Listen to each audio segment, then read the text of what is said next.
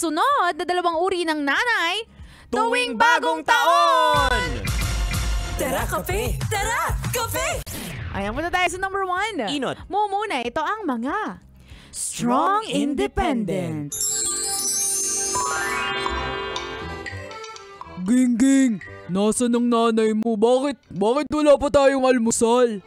Oo nga po, tay eh. Di ko po alam kung nasaan si nanay. Oh, hello fam! Good morning! Good Oh, morning! Biko, saan ka galing? Ay, galing ako sa Pazumba, dun sa plaza. Nagsusumba na ikaw, nay? Yes! Goal ko kasi this 2024, naunahin ko na yung sarili ko. Gusto ko nang maging healthy physically at mentally. Biko, paano naman kami? Tulad niyan, sino magluluto ng almusal namin? Kaya nyo na yan, Biko. Malaki na kayo. Ano ba yan? Dapat maging strong, independent na rin kayo. Kagaya ko. Nay, hindi mo na ba kami mahal, nay? Mahal, syempre. May iba ka na bang gusto? May pinapagandahan at pinapaseksihan ka kaya ganyan? Sinong lalaki mo? Ano ka ba, Mar?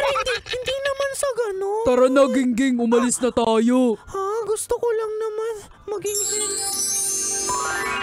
Ayan. Oo, nakakasad yung mga ganito. Though, hindi lahat ng nanay may magandang setup na pamilya. There are times, actually, ito, sa totoong buhay, may mga naririnig akong ganito, ito yung take ng mga asawa nila kapag, alam mo yun, nag-glow up yung nanay. Nag-glow up yung asawa ng sino yung pinapagandahan mo, bakit ka nagpapasexy and all. Hindi nila alam na this is also for their benefits. Kasi kapag okay yung mommy, syempre okay din yung buong pamilya.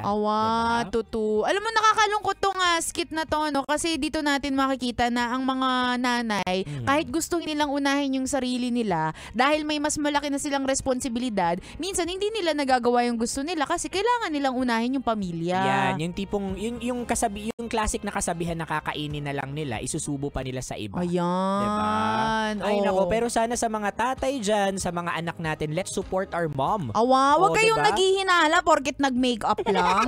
Malay mo, napanood niya lang sa TikTok, gusto niyang umaura. Tama. Tsaka para manumbalik din yung asim ng pag-iibigan nila. Di ba pwedeng tamis naman? Hindi, kasi binata, ano pa sila, nung teenager. Ngayon may asim. Para manumbalik yung asim. Diba? Anyway, that's number 1. Pero naman tayo sa last but not least, number 2. Pangadwa. Ito ang mga malumanay.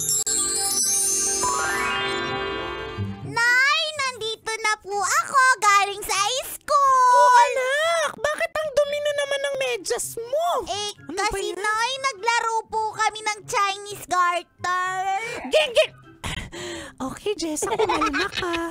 Kalma lang. Biko, dito na ako. Nakapainom lang ng onte. Birthday ni kumpare. Di ba sabi ko sa'yo, wag ka lang Okay, uminahon ka lang, Jessa. 2024 na hinahon lang tayo. Kalma. Nay, sorry po. Okay lang, anak. Hindi po kayo galit? Hindi, anak. Sabi ko kasi this 2024, hindi na ako magiging bungangero at magpipigil na ako. Magiging kalmado na ako. Nay, promise? Di na ikaw magagalit? Hindi na, oo, promise. Nay, ito po yung report card ko. May palakol po ako. Ay, no, okay lang, anak. Bawi ka na lang sa susunod. Biko, Jessa, sabi mo hindi ka na magagalit at magbubunga nga. Oo nga, bakit? Natanggal ako sa trabaho. Kaya ako naglasing, Biko. Ano ba naman pamilya to? Kaya sinusubukan ko na magbago, huwag na magbunganga, tapos sinusubukan nyo rin naman ako.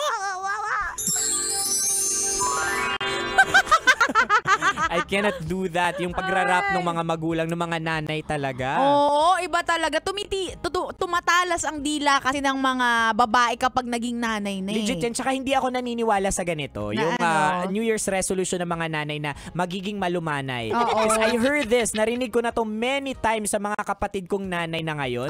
Up until now, bungangera pa din. Oo, kahit yung nanay ko.